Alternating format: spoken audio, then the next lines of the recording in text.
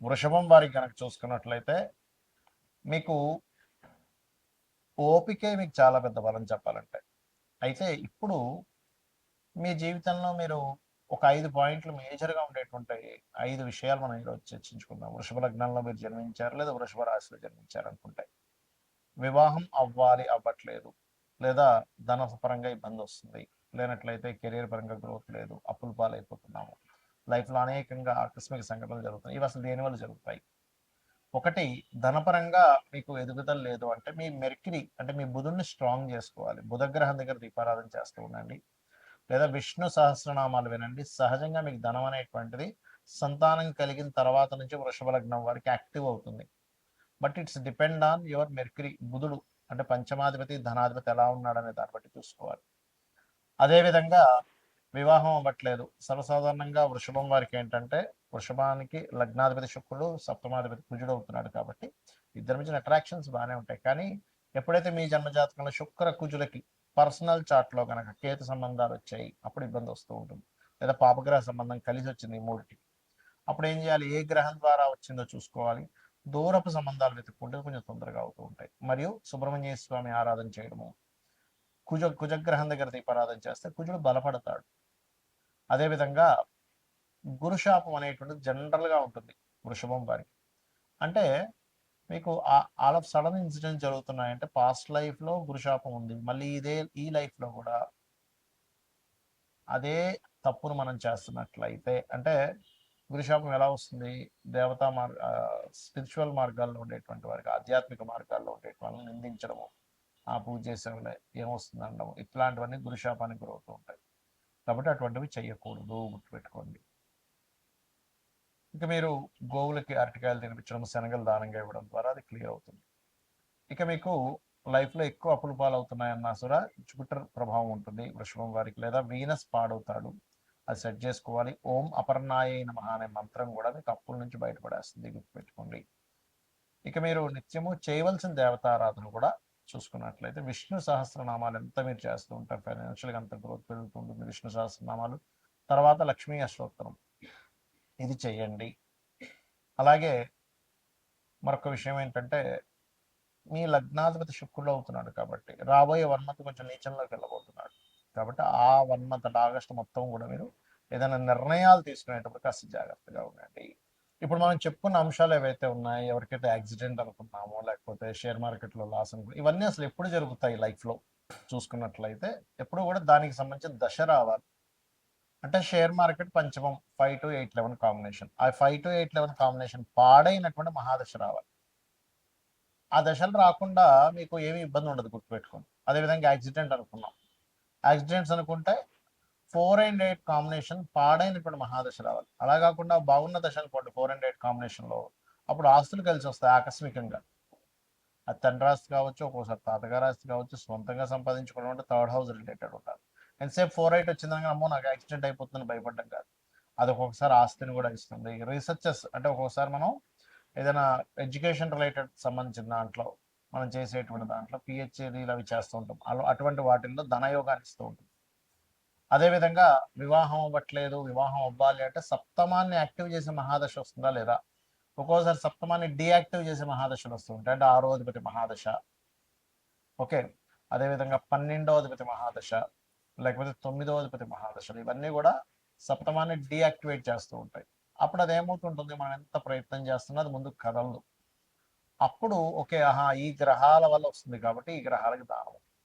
ఒక్కొక్క గ్రహానికి పర్టికులర్గా మనకి శాస్త్రాల్లో ఒక దానం చెప్పారు. ఇప్పుడు రవి పాడయ్యాడు, గోధుమలు దానంగా ఇస్తూ ఉండాలి. ఆదివారం నాడు ఆరెంజ్ కలర్ వస్త్రంతో సహా కేజీంబావు, ఏ దానం అయినా కేజీంబావు ఇవ్వాలి, పెట్టుకోండి.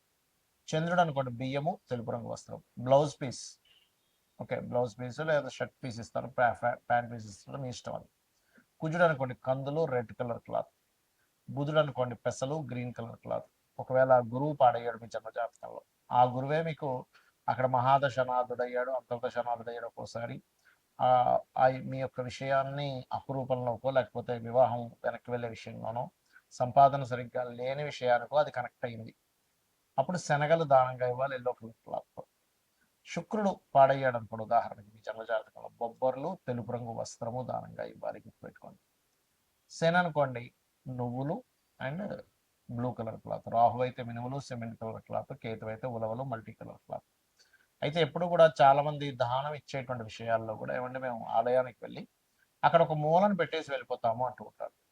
అలా మీరు కనుక మూలను పెట్టేసి వెళ్ళిపోతే అది దానం కిందకి రాదు.